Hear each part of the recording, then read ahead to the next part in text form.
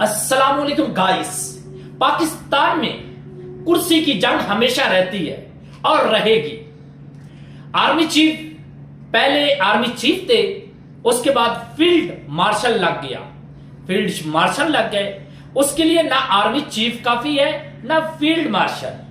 اب وہ ہمارے پاکستان کے سپریم لیڈر بننے جا رہے ہیں. سیاسی جماعتیں بالکل زیرو ہو جائیں گی, سپریم کورٹ زیرو ہو جائے گی, پارلیمنٹ کا نام و نشان ختم ہو جائے گا اور حکومت نہیں رہے گی. جس کو چاہیں گے حکومت میں لائیں گے, جس کو چاہیں گے ہٹا دیں گے. یہ قانون بننے جا رہا ہے. یہ میں نہیں کہہ رہا, بلاول بھٹو زرداری نے ٹویٹ کر کے بتا دیا ہے. حکومت کے ساتھ مشاورت جاری ہے. فیصل واڈا کو مولانا فضل الرحمان کو منانے کا ٹاسک دیا گیا تھا, ان کی ملاقات ہو چکی ہے.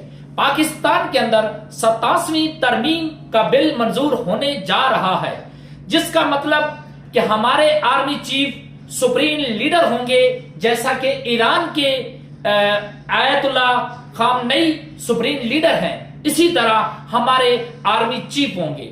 جس کو چاہیں وزیر اعظم رکھیں گے, جس کو چاہے سپریم کورٹ کا جج رکھیں گے, جس کو چاہے صدر بنائیں گے. یہ ان کی مرضی چلے گی.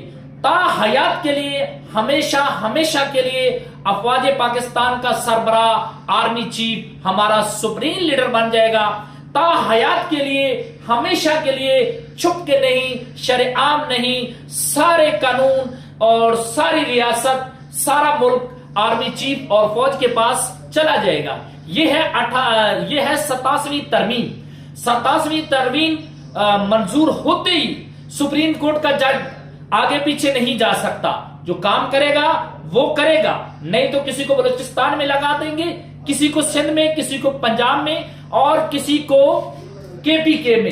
سارے قانون فوج کے ہاتھ میں ہوں گے, سارے ادارے فوج کے ہاتھ میں ہوں گے. اگر کسی کو حکومت دینی ہے وہ بھی فوج کا کام ہوگا.